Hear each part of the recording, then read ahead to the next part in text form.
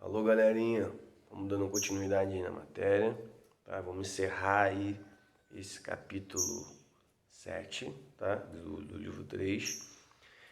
Página 269 tá falando assim, protozoários, tá? A gente acabou de falar de algas, vamos falar de protozoário agora. Por que a gente está falando de algas e protozoários? Porque eles estão no mesmo reino dos seres vivos, tá? Vocês vão estudar depois que existem 5 reinos de seres vivos e algas e protozoários estão aí no mesmo reino.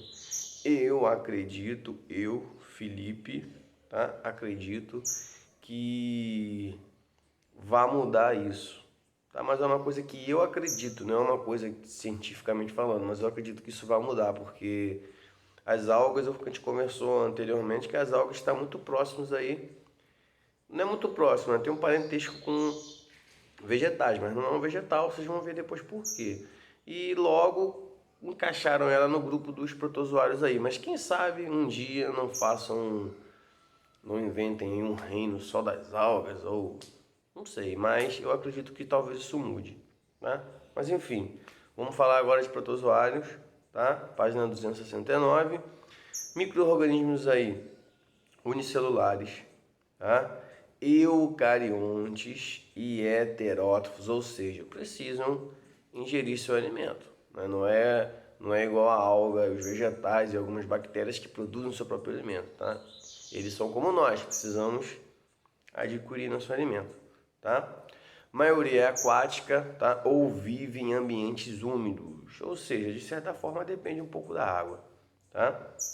Alguns representantes são parasitas, ou seja, está de alguma forma aí está prejudicando uma outra espécie, tá?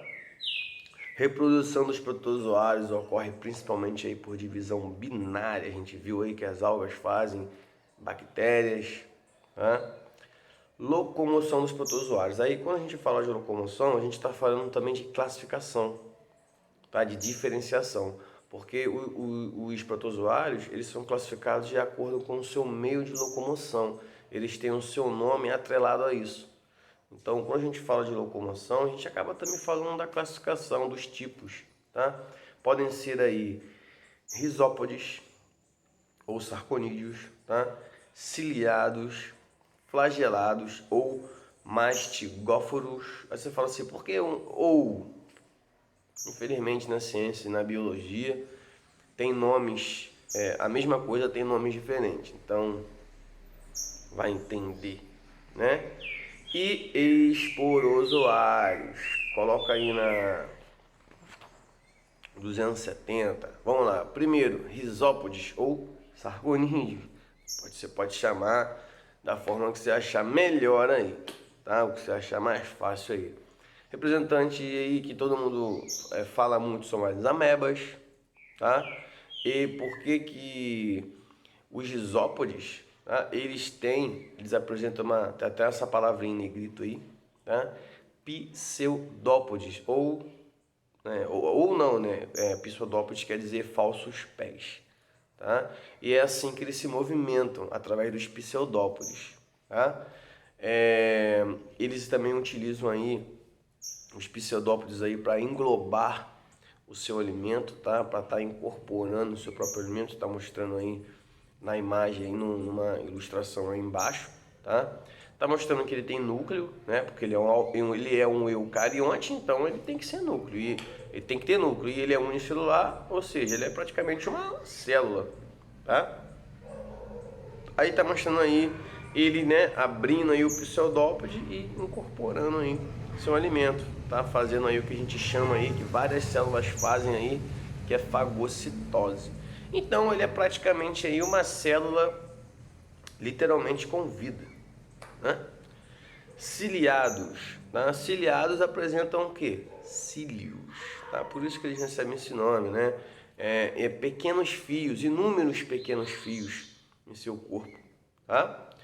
E o paramécio é um exemplo aí de ciliados, tá? Tá mostrando para vocês aí, é como se fosse cílios mesmo, fininhos, cabelinhos. Não é cabelinho, né? Não vou falar aqui qual é a característica dos ciliados. Apresentou cabelinhos em volta da... Não é isso, mas é como se fosse, tá? Só para dar um exemplo, por favor, pelo amor de Deus.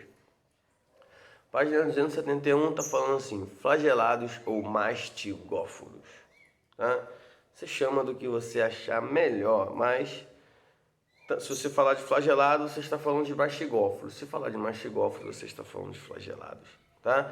Eles apresentam flagelos para a sua locomoção, tá? Ele é tipo meio que um chicote assim, fica dando no ambiente, assim, na água, para se locomover, tá? Exemplo dele aí é o Trypanossomo, tá?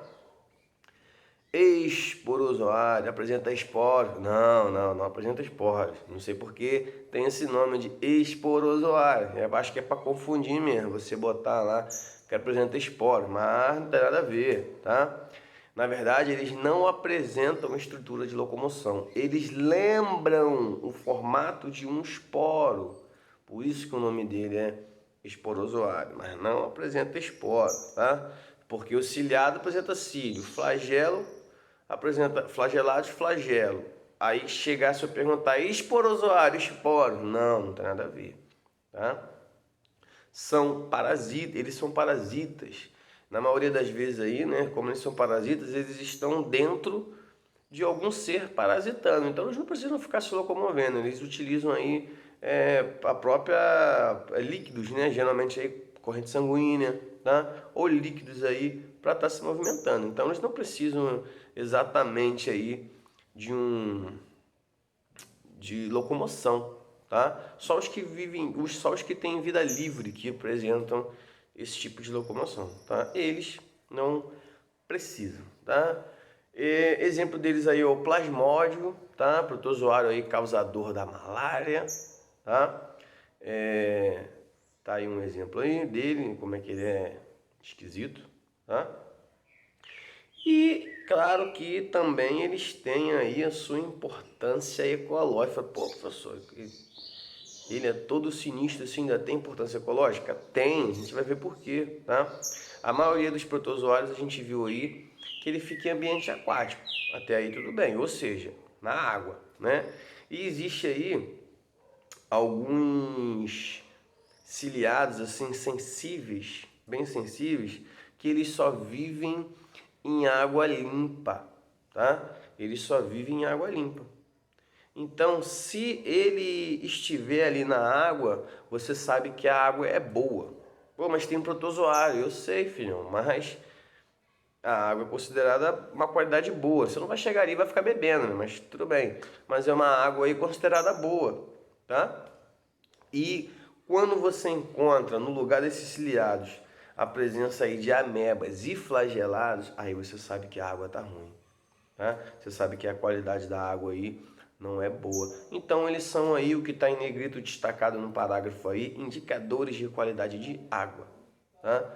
Eles têm essa importância aí ecológica, tá? Chegou na água lá, claro que isso é uma análise, você não vai ver isso a olho nu, é uma análise de água, vai ver que tem ciliados e, rapaz, a água é boa qualidade, porque eles são exigentes, eles só ficam em águas boas de boa qualidade. E os outros não, amebas e flagelados, eles ficam em águas com uma qualidade não boa, né? Uma qualidade assim péssima, para falar a verdade. Então, é aí que você tira o parâmetro aí, tá? Eles são indicadores de qualidade de água. Beleza, gente? Vamos ficando por aqui, né? Acabou o capítulo 7, beleza? Fiquem com Deus, tá? Forte abraço aí e um ótimo estudo a todos.